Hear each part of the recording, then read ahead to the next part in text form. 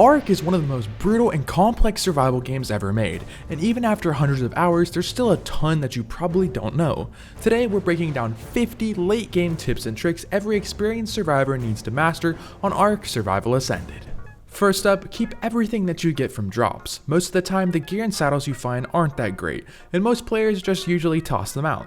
But if you've got an industrial grinder at your base, take them home and grind them instead. You'll get back a ton of valuable resources like metal, cementing paste, polymer, and even hide. If you start stacking a vault full of junk and loot from drops and grind it all later, you'll walk away with thousands of free resources without lifting a pickaxe. And while we're on the topic of loot, let's talk about blueprints, specifically advanced auto blueprints. These are a huge help in PvP and late game crafting. Normally, when you're using something like a fabricator, crafting can take forever, but if you save the advanced auto BP that you find from drops, you can stack multiple in a single fabricator and craft several items at once. Instead of running one per fabricator and wasting space, just load up a few and then you'll be crafting 3 to 4 times faster. It's easily one of the most underrated blueprints to keep. And speaking of efficiency, let's talk about organic polymer. Most players see it as a great alternative to hard poly, since crafting hard poly can be slow and tedious, especially when you can just go out and kill a penguin and come back loaded with organic poly. The big downside though is how fast that it spoils. But here's a trick that most players don't know. You can actually use the industrial grinder to craft organic polymer into soap. Now stay with me. Soap acts as a solid item, meaning that it doesn't expire. Later, if you ever need more organic polymer, just toss the soap back into the grinder and you'll get about half of the polymer back. And since we're talking about saving time and effort, let's move into something that'll save your life more than once. The Archaeopteryx. The Archaeo is a phenomenal cave running dino. Most of the time, your really good loot is always going to be in caves, or if you just need to get artifacts, you'll always end up in a cave. Now for some servers where you have cave flyers, you won't need this, but most official servers won't let you fly, so that's where the Archaeo comes in. The Archaeo allows you to hold on and will glide you around, meaning that you can avoid most cave dinos and just go straight over them. Overall, it's a great dino to have, but when the Cineo comes out with Lost Island, it will be a much better option. And speaking of taming and utility creatures like the Archaeo, let's talk about something that'll make every future tame way easier. Kibble. Kibble is an absolute must-have once your base is fully set up. If you're still using raw meat or berries for taming and wondering why it takes forever, that's why. You're missing kibble. It comes in 6 different tiers, each used for different levels of creatures. You've got basic for small, early game tames, simple for the next step up, regular for mid-tier creatures, superior for the medium-sized or rarer dinos, exceptional for high-end tames, and extraordinary for the absolute top-tier creatures in game. Fun fact, anything that eats higher tier kibble will also accept the ones below it, so you can technically use better kibble across multiple taming tiers. Overall, kibble isn't that hard to make, and it can speed up your taming process up to 10 times, easily one of the biggest time savers once you're deep into the game. Now by the time that you're deep into these late game grinds, crafting, breeding, and just managing bases, it really starts to feel like a full-time job. And that's where Mitra 9 comes in. Mitra 9 is a non-alcoholic supplement that quite literally makes you feel good. These drinks give you a high but without the impairment. They have a ton of great flavors, my favorite being root beer. If you're looking for a new drink to replace your coffee in the morning, Mitra is the way to go. Simply go to mitra9.com and use my code OUTCAST for 25% off your entire order. Now, back to the video. When you're building your base, especially in caves or in rat holes, there's one crucial tip I recommend to everyone. Build as far back as you can. You want to be at least 20 foundations back from the entrance before you start placing your turrets. Turret range actually shoots much farther than most players think, and pushing them back gives you maximum bullet coverage. It also makes your turrets a lot harder to destroy since rockets and players have to travel deeper into the base to actually hit your structures. The farther back your main turret wall is, or just turret area, the longer it takes anyone to even reach it. Now in ASA, it's a little tougher since everyone just spams turrets these days, but if you're running a central wall or a focused defense point, keeping that 20 foundations distance will give you the best possible protection. Double doorframe layering is one of the most effective and cheapest ways to add extra protection to your base. Without it, players can easily walk dinos right up to your entrance and start soaking. By adding either double doorframes or vertical fence supports all the way back to your ceiling, you create an extra layer for attackers to have to break through first, and those few extra seconds can make a massive difference during a raid. Just be careful when building these layers though. If you place them too close or at the wrong angles, they can accidentally create turret blind spots, which can give attackers a way to push deeper without taking any damage. And while we're still on base defense, let's talk about something a lot of players overlook: Generator placement. One of the most common mistakes I see is players not placing their generators directly on the ground. A lot of newer players make this error, but putting your generator, especially a tech generator, on the ground makes it way harder to destroy during a raid. A single metal floor only takes about 5 C4 to blow, and if your generator is sitting on top of it, it's going down with it. But a tech generator itself takes way more explosives to destroy, so placing it on the ground adds an extra layer of protection automatically.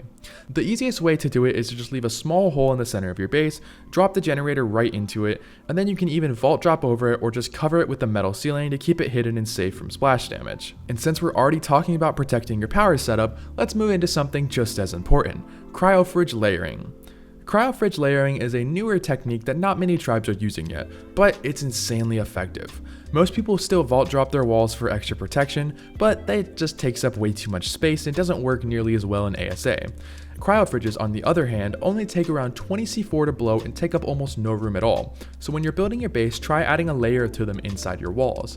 It's a little complicated to set up and definitely expensive, but it's 100% worth it for the protection that it gives.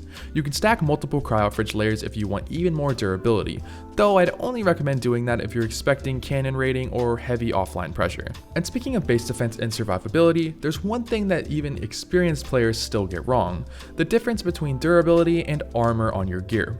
One major tip that everyone needs to know is that the armor can be pretty deceiving. Every armor piece has two key stats: durability and armor. And while both matter, most players don't realize that only one of them truly determines how long that you'll survive: durability. Durability is how long that your armor will last before it breaks. The higher the durability, the more hits that it can take, which is especially important in PvP. Armor value still plays a role, since it controls how much incoming damage is reduced, but if your gear breaks after a few shots, it won't matter how high the armor number was. So when you're choosing between two armor pieces, always prioritize high durability first. It'll keep you alive much longer than just stacking raw armor.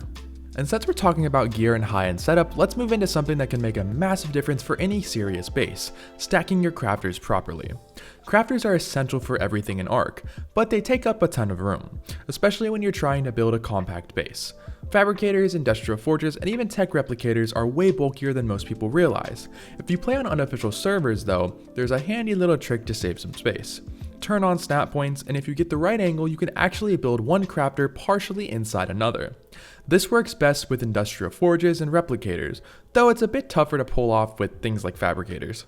Another good method is to build half walls or just extra layer above your main crafting area so you can stack additional crafters vertically. It's one of the best ways to get maximum efficiency out of your limited base space, especially if you're running a tight layout inside caves or just rat holes. And while optimizing your crafter setup is important, it won't mean much if your base itself isn't managed properly. A lot of players focus on building bigger and adding more, but base management is what actually keeps everything running smoothly. From organization and upkeep to performance and defense, managing your base is easily one of the most important things that you can do in ARK. It can mean a lot of different things, but overall it's all about keeping your base organized and just running efficiently. Make sure your main base area is properly set up with dedicated storage floors or clearly labeled vaults for each resource. Just having a clean layout will save you tons of time when crafting or prepping for raids. Base management also means staying on top of turrets, generators, and defenses. The last thing that you want is to get raided because your generator ran out of element or your turrets were empty. So make it a habit to check everything regularly: your power, turret coverage, storage, and even your Dino organization. A well-managed base isn't just cleaner, it's stronger, faster to respond, and gives you a massive edge in both PvP and PvE. And speaking of keeping your base running smoothly, another thing that often gets overlooked, especially by experienced players, is recipes. Custom recipes can make a massive difference in PvP and PvE, whether it's for quick healing, stamina recovery, or just staying alive longer in boss fights. Knowing your recipes is crucial for almost everything in ARK. There are some incredible PvP focused recipes like Shadow Stake, which removes weapon sway when aiming, or Battle Tartar, which boosts your melee damage by 65% and your movement speed by 50%. Then for PvE, you've got useful ones like Broth of Enlightenment, which gives you a 50% XP boost, or Bug Repellent, which makes you nearly invisible to insects, perfect for cave runs or taming bugs like the Arthro. There are tons of different recipes in game, and you can even create your own custom ones for food or drink buffs. This might look confusing or seem like a waste of time at first, but trust me, once you start using them, you'll realize how big of an advantage that they actually give you. And while we're on the topic of consumables, here's something a lot of players don't realize. Some creatures will actually eat certain recipes automatically, like sweet veggie cakes. You don't even have to force feed them. Certain herbivores will naturally eat veggie cakes to heal themselves during fights or after taking heavy damage.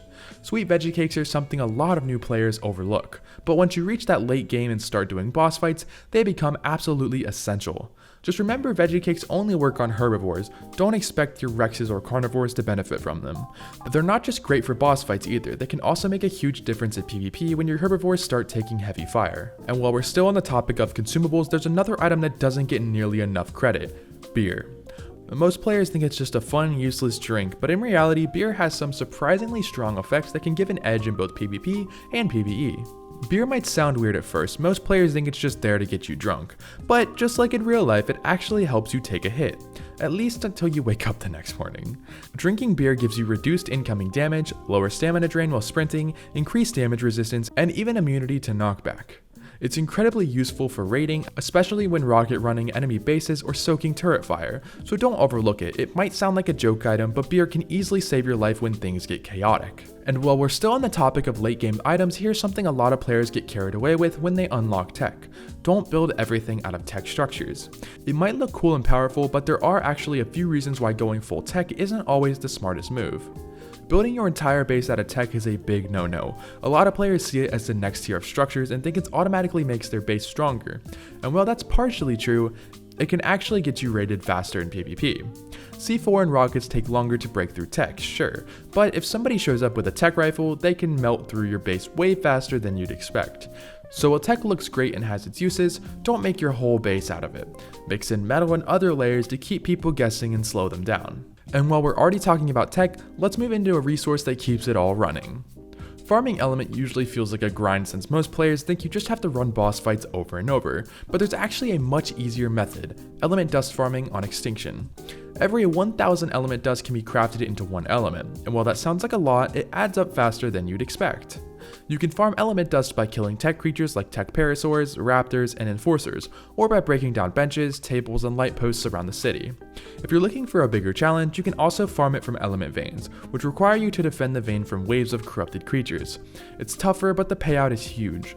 Overall, dust farming is one of the easiest and most reliable ways to keep your tech gear and base running without having to constantly fight bosses. And while we're on the topic of keeping your base running efficiently, here's a smaller trick that makes a huge difference: always keep your oviraptors on wandering. It's one of those things players forget about, but it quietly boosts your entire egg and kibble production. Oviraptors play a huge role in egg production, and that alone is worth its own tip. You can actually increase egg laying speed by up to 50% of all your dinos that are within its range. But here's a little trick. If you got a base, don't just leave your oviraptor sitting still. Set it to wandering and weigh it down so that it can move slowly. You don't want it completely stuck, just slow enough to wander around and stay near your breeders. If it walks too far, the buff resets and your egg production drops off. Keeping it slowly moving around ensures that it constantly triggers the fast egg laying buff across your entire base. And since we're talking about breeding and egg production, let's move into another key part of raising dinos: troughs. A lot of players don't realize how big the difference is between tech trough and a regular trough, especially once you're raising multiple lines at the same time. Feeding troughs are one of the most important parts of any base. They automatically feed your dinos so that you don't have to worry about them starving. A regular trough is fine early on and keeps your food stocked for a decent amount of time, but it has one big drawback: meat and other food spoil really fast inside of it. The tech trough, on the other hand, works like a refrigerator, massively slowing spoil times and letting food last for hours longer. It also has a much larger feeding range so that it can cover your entire base more and easily make sure that no dino goes hungry. If you're running a large breeding setup or just want less upkeep, tech troughs are a total game changer. And since we're already talking about late game setups and tech gear, here's something that'll save you a ton of time, especially if you're still unlocking engrams. The Valguero boss fight actually unlocks half the tech engrams in the game all in one go. The Valguero boss Grendel is the new addition that came with the map's release, and it's one of the easiest and most rewarding boss fights you can actually run right now. If you're looking to grab some quick artifacts or tech engrams, Grendel gives you about half the important tech engrams that you'll need for late game. The fight itself is pretty simple and doesn't take that long. You just need to be patient and learn the attack cycles that he goes through. It's a great boss fight to start with if you want a fast, fun fight that still gives solid rewards. And since we're talking about easy ways to speed up progression, let's move into one of the most underrated creatures in the game, the Mantis. Most players don't realize how strong this thing really is once you start giving it the right tools. Manti are one of those creatures most new players overlook as just another annoying bug. And while that's partially true, they actually have a really unique and useful feature. The Mantis can hold tools and weapons, meaning you can equip it with a pickaxe for harvesting or even a sword for combat. And here's the crazy part, if you give it a high tier tool, it can gather resources faster than almost any other dino in the game. The only real downside is that it has very low weight, which means it's best used on boosted or unofficial servers where weight isn't as limiting. Still, if you want fast, efficient harvesting, the Mantis is easily one of the best utility creatures that you can tame. And speaking of quality of life upgrades, here's one that every late game player should be using, the Tech Sleeping Pod. It's not just for logging out safely, it actually gives you passive benefits that most players don't even realize. Tech Sleeping Pods are a true late game item, and they work as a high-tech version of a bed. You can use them to rest, fast travel, and even respawn just like a normal bed, but the big difference is what they can do when you're inside of them. Unlike regular beds, the Tech Sleeping Pod actually restores your vitals. If your health is low, you're starving, dehydrated, or freezing, the pod slowly heals and recharges you, basically acting like a built-in IV system. And here's the best part, your character will gain XP passively over time. It's a small amount, but it adds up, especially when you're grinding toward that max level. And since we're talking about leveling, let's move into something that'll make or break your dinos in the late game: how you actually spend their levels.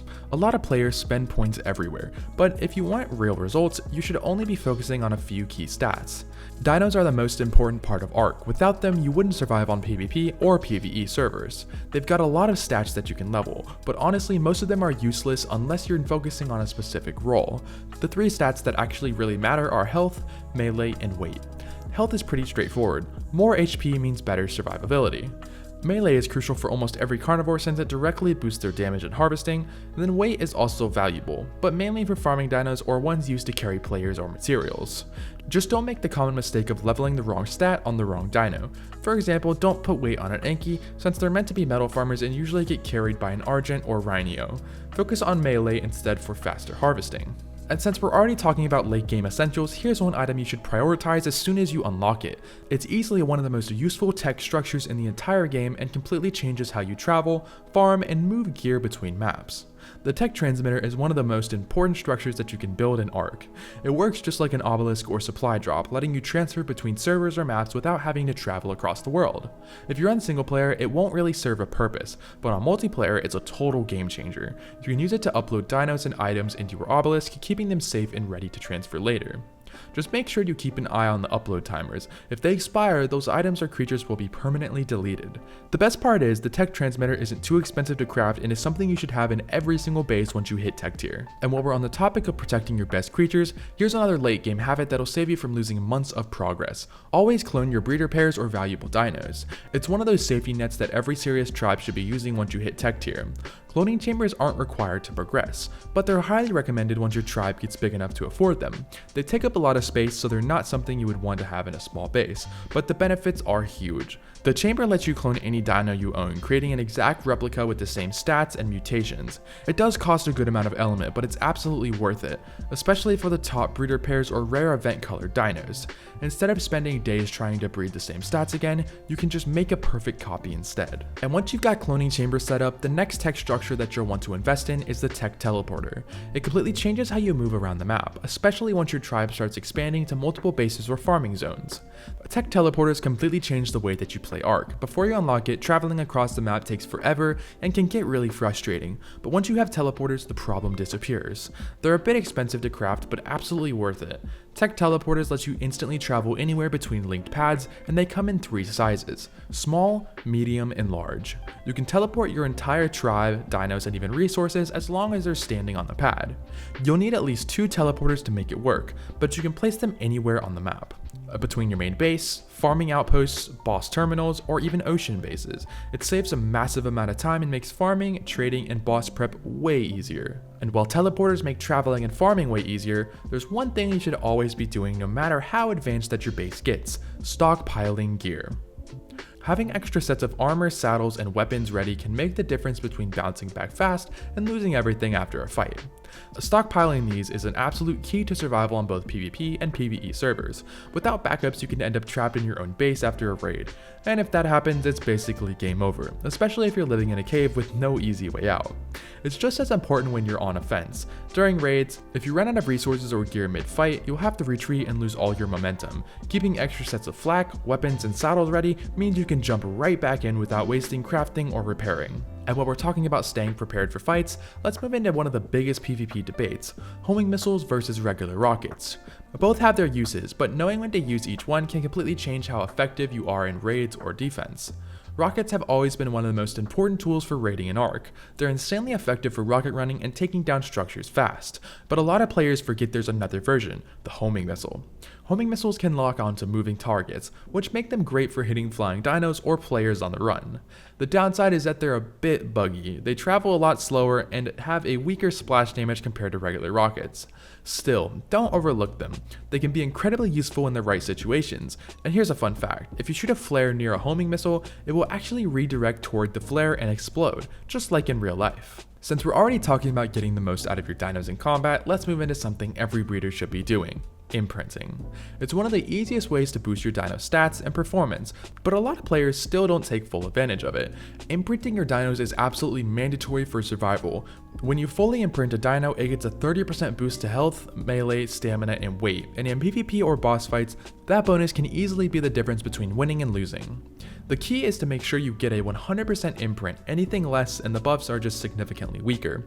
Some creatures have long timers between imprint intervals, so you might need to plan a schedule around them. But it's completely worth it in the long run. Just remember those bonuses only apply when you, the person who did the imprinting, are riding that dino. If somebody else hops on it, they won't get the damage or resistant boosts. And once you got your breeding and imprinting handled, it's time to focus on where you keep it all organized, your main room. Every solid base needs a central spot to hold all of your most important gear, crafting stations, and supplies. Having a main room for all your gear and supplies is essential for just keeping things organized, especially in just big tribes. If your tribe has more than 6 players, this becomes absolutely crucial for keeping everything running smoothly. It might sound simple, but once your tribe gets big, management is everything. Without it, things get messy fast. So don't overlook it. A well-structured main room keeps your crafting, gear, and storage organized, which makes your entire tribe way more efficient. And while we're still on the topic of base management, here's a small trick that a lot of PvE players forget. Set a few of your turrets to target wild creatures. Even though you don't have to worry about other players raiding you, wild creatures can still cause serious problems if your defenses aren't set up right. PvE might seem easy. You build your base, tame your dinos, and you're set. But there's still one major problem you're always going to have to deal with: wild dinos. Wild creatures are constantly roaming around, and if you leave your tames outside, they can easily aggro onto them and start attacking. One simple fix for this is to set a few of your turrets to target wild creatures. It'll automatically take out anything that wanders too close to keep your base area safe. Just be careful though, some players like to grief by dragging massive creatures like Gigas or Titans to your base. If your turrets are set to wild, they'll start shooting and aggro the dino straight into your walls. There's not a perfect counter to that, but keeping a few turrets on wild still prevents smaller threats like Argentavis or Raptors from slowly wiping your outside tames one by one. And since we're talking about keeping your base safe and efficient, let's move into 2 creatures that can save you a ton of time on upkeep: dung beetles and ocatinas. They might not look like much, but they're some of the most useful passive tames you can have for resource production. To start, dung beetles are small creatures found in caves that produce fertilizer for your crops. Just place them in a cage, set them to wander, and feed them feces. The larger feces, the more fertilizer they'll create over time. It's an easy, low maintenance way to keep your greenhouse stocked without having to constantly craft fertilizer yourself. On the other hand, ocatinas work in a similar way, but instead of fertilizer, they'll produce ocatina paste, which functions exactly like cementing paste. They can only store up to 100 paste at a time, but if you're using a collector mod or have a nearby vacuum system, they'll also drop it naturally for automatic collection. Both creatures are great passive tames. Just place them in a cage, set them to wander, and they'll quietly keep your resource supply running while you focus on bigger projects. Speaking of creatures that help with base keep up, there's one thing that's just as useful, but comes with a little trick most players don't know about: the Daeodon. It's amazing for healing your tames, but there's also a weird food glitch that makes managing it a lot easier if you know how it works.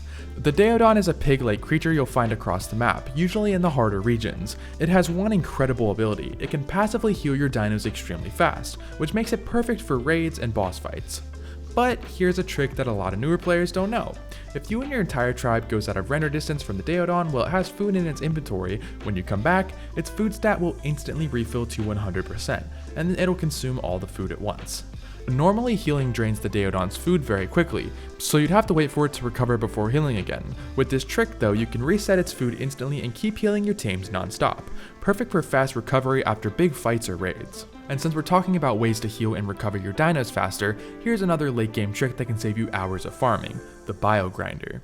Most players only use it for resources, but it actually has a hidden feature that lets you turn excess materials directly into kibble. With the Bio Grinder, you can take all those unwanted tames or dead creatures and actually turn them into useful materials. Just place the bodies on top, power it up, and it'll grind them into meat, hide, and even kibble. Yes, it sounds brutal. It's a simple but super effective way to recycle dinos you don't need anymore instead of just letting them sit around. And if you want to take it a step further, you can even automate the process, set up a small pen or trap area above it, and just have it feed straight into the grinder so you can constantly farm materials and kibble without lifting a finger. And speaking of automated resource setups, there's another creature that can take the idea even further, the Gotcha. The Gotcha is a unique creature found on Extinction, and it's one of the most useful tames for passive resource farming. Its main ability is to produce Gotcha crystals on its back over time. Once they grow, they'll drop to the ground, and when you open them, they turn into valuable resources. You can actually choose what resource your Gotcha produces from its small radio menu, and if you're lucky enough to find an element Gotcha, it can even generate element for you. If the crystal it drops is glowing, that means it contains a weapon or high tier loot instead of regular resources.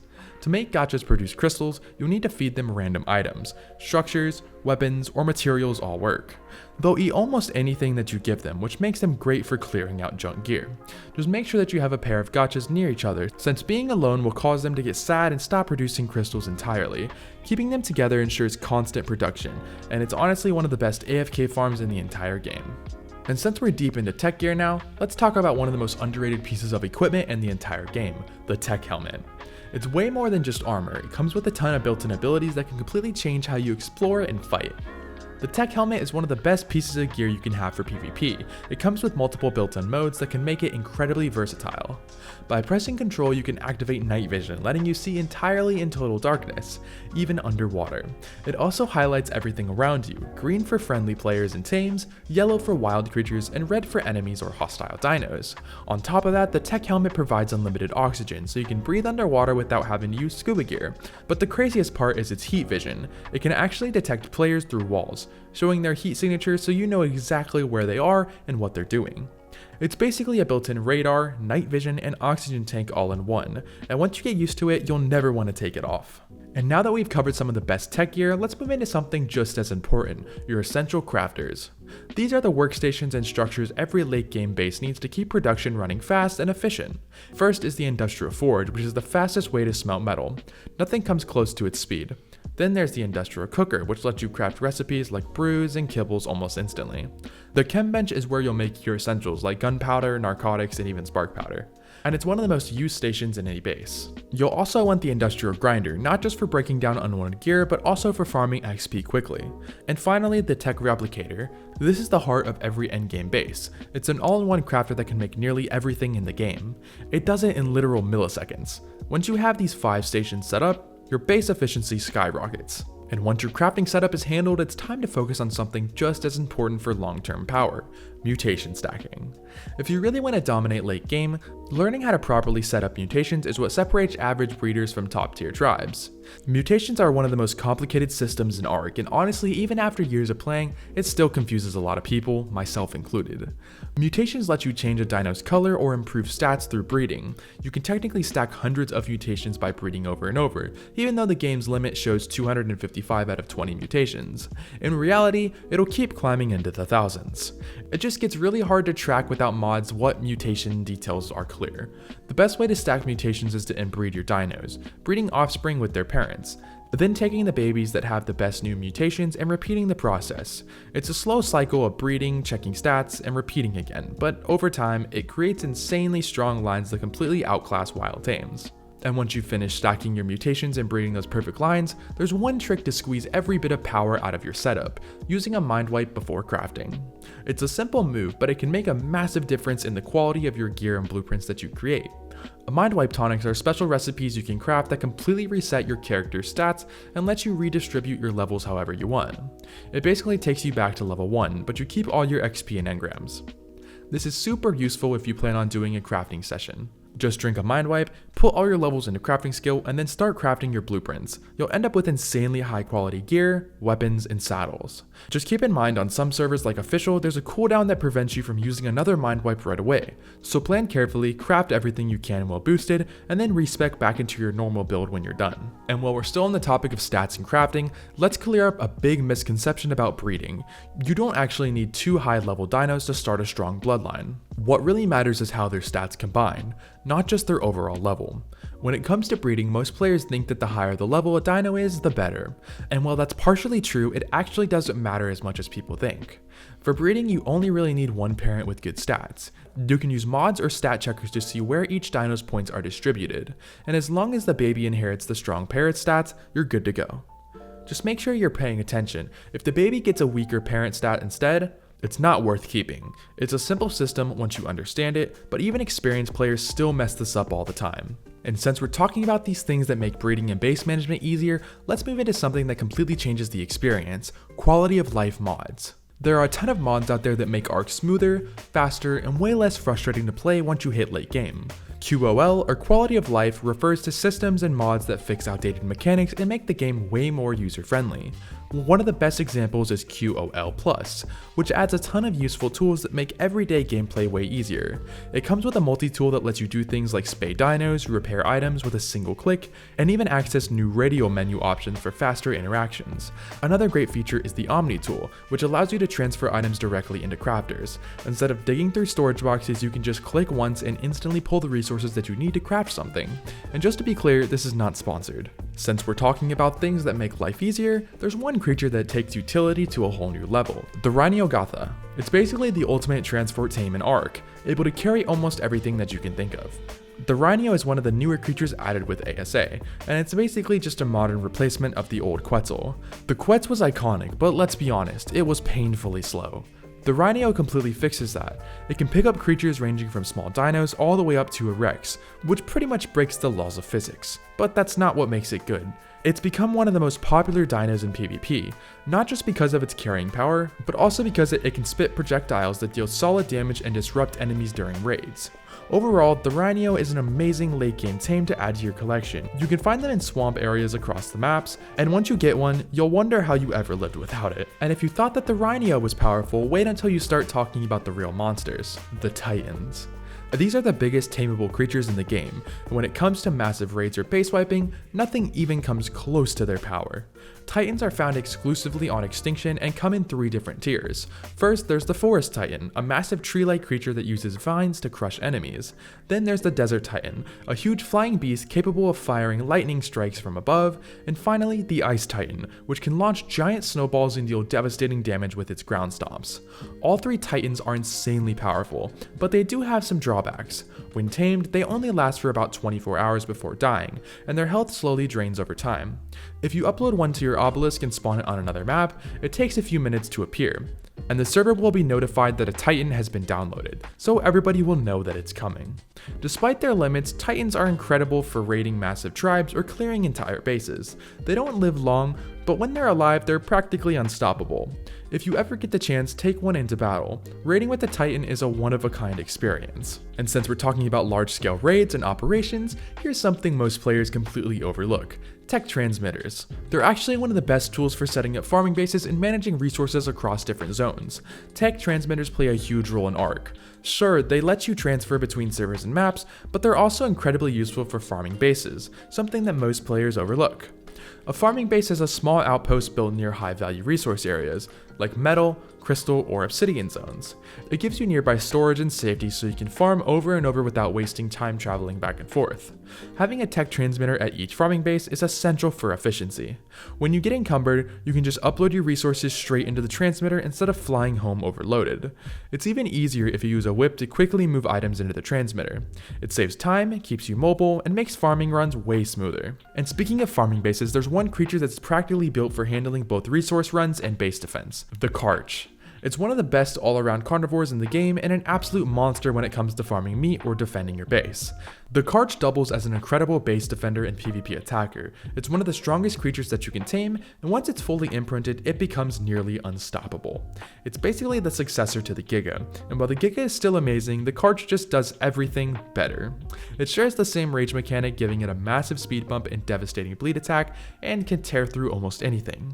Just don't overlook this dino. It takes some practice taming it since its taming system is a bit unique, but once you have that down, it'll quickly become one of the most useful and dangerous creatures in your arsenal. Since farming is such a big part of late game, here's a small trick that'll save you hours of travel time. Place beds at every major resource location or farming base. It's one of those little details that most players skip, but it makes farming runs way faster and a lot safer.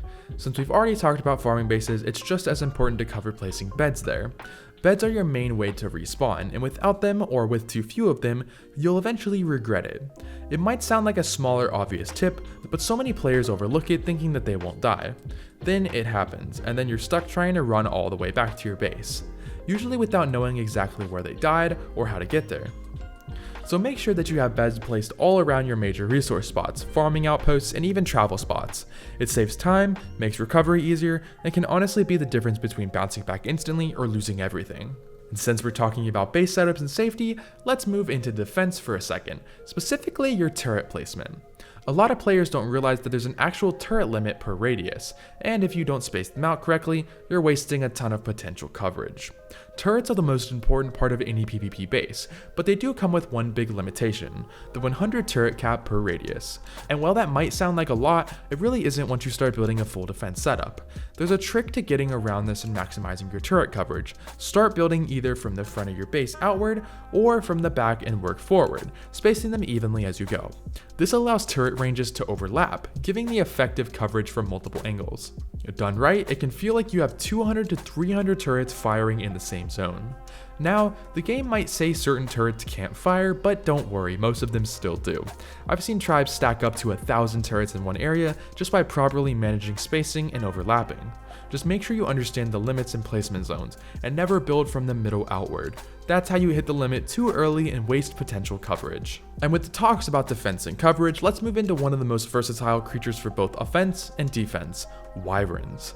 They've been a staple in ARK for years, and in late game, they're still some of the most useful flyers that you can have. Let's be honest, they just look incredible. You basically get to fly your own dragon, which already makes one of the coolest tames in the game.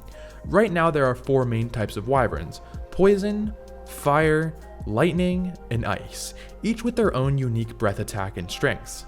They're extremely strong and can carry both players and dinos, and are perfect for both PvP and PvE. Their one real weakness is that they don't have saddles, which means they can take full damage from weapons. A fabricated sniper or tech rifle can shred one fast if you're not careful. Still, wyverns are amazing, and since they can only be obtained through hatching eggs, you'll automatically be able to imprint them from birth, making them even more powerful when fully raised. And while wyverns give you freedom in the air, nothing compares to the full tech suit. Once you've got every piece unlocked, it completely changes how you move, fight, and even survive. It's the ultimate setup from everything from PvP combat to fast travel. The tech suit is the most powerful set of gear in the entire game, and every piece comes with its own insane abilities. Starting with the tech helmet, we've already covered that one earlier, so let's move on. The tech chest piece comes with a built-in jetpack, letting you fly and warp through the air at incredible speeds. It completely changes how you travel and fight. Next, the tech gauntlets give you super strength, allowing you to dive punch enemies, sending them flying, or even breaking structures and resources with one single hit. The tech leggings activate super speed on the ground, making you almost run as fast as you are in the air. And finally, the tech boots completely negate fall damage and let you walk up cliffs and steep hills you normally couldn't climb. Altogether, the full tech suit turns into a walking super soldier, perfect for both PvP dominance and fast travel across any map. And once you've reached that point of running around in full tech, it's easy to get comfortable, but that's where players start to slip up. At this stage, your main focus should shift into maintaining your gear, your base defenses, your dinos, and a solid surplus of supplies, because one weak link in any of those can cost you everything. Always make sure you have plenty of armor, saddles, weapons, and tools ready to go. Running out of gear mid-raid or mid-defense can end everything fast. Your base defense is just as important. Regularly check your turret ammo, walls, and any weak spots that could be exploited. Your dinos are the backbone of your base. Don't build an amazing base and forget to breed strong creatures. Focus on mutations, stats, and imprints to make sure your lines can hold up in both PvP and PvE fights. And lastly, always have a surplus of resources and items. You can never have too much. It saves you from constant farm runs and lets you spend more time crafting, raiding, and just expanding your territory. As long as you stay on top of these 4 things, you'll thrive, no matter what kind of server that you play on. And that wraps up the 50 late game tips you need to know to truly master Ark Survival Ascended. By this point, you've survived, built, bred, and fought your way through everything the game can throw at you, but late game is where the real strategy begins. Whether you're focusing on PvP dominance or building an unstoppable PvE empire, remember, it all comes down to preparation, knowledge, and consistency. So keep your base tight, your gear stocked, your dinos strong, and your mind sharp, because in Ark, surviving isn't the goal, it's just the beginning.